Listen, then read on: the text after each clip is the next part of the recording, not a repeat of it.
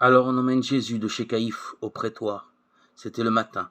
Ceux qui l'avaient amené n'entrent pas dans le prétoire pour éviter une souillure et pouvoir manger l'agneau pascal, Jean 18, 28.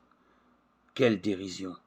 Ils vont commettre le crime énorme et ils se montrent tatillons sur la pureté rituelle. Les membres du Sanhédrin se gardent d'entrer chez un païen pour ne pas se souiller. Mais leur âme, de quelle abomination ne se souille-t-elle pas en livrant à la mort le Fils de Dieu?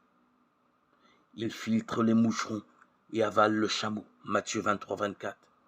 Ils ne sont que des sépulcres blanchis qui ont belle apparence, mais dont le cœur n'est que pourriture. Matthieu 23, 27. Eux, les docteurs, n'ont-ils donc jamais lu les oracles prophétiques? Vous avez beau multiplier les prières, je n'écoute pas, vos mains sont pleines de sang. Lavez-vous, purifiez-vous. Isaïe 1, 15, 16. Mais non, ils sont prêts à toutes les compromissions pour parvenir à leur fin. À Pilate, ils iront jusqu'à dire « Nous n'avons pas d'autre roi que l'empereur » Jean 19, 15. C'est la grande profession d'apostasie, le cri de la parfaite abjuration. Dieu n'est-il pas le seul roi en Israël? Des Juifs autrefois n'avaient-ils pas été condamnés à mort pour avoir refusé de plier les genoux devant tout autre que le Seigneur?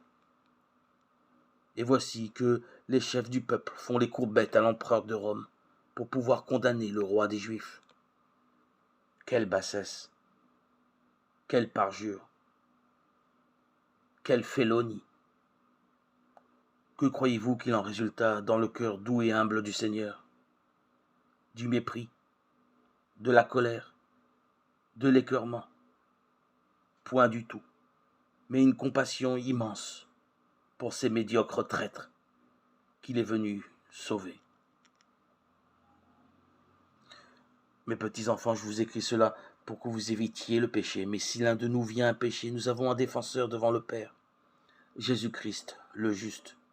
C'est lui qui, par son sacrifice, obtient le pardon de nos péchés, non seulement les nôtres, mais encore ceux du monde entier. 1 Jean 2, 1, 2.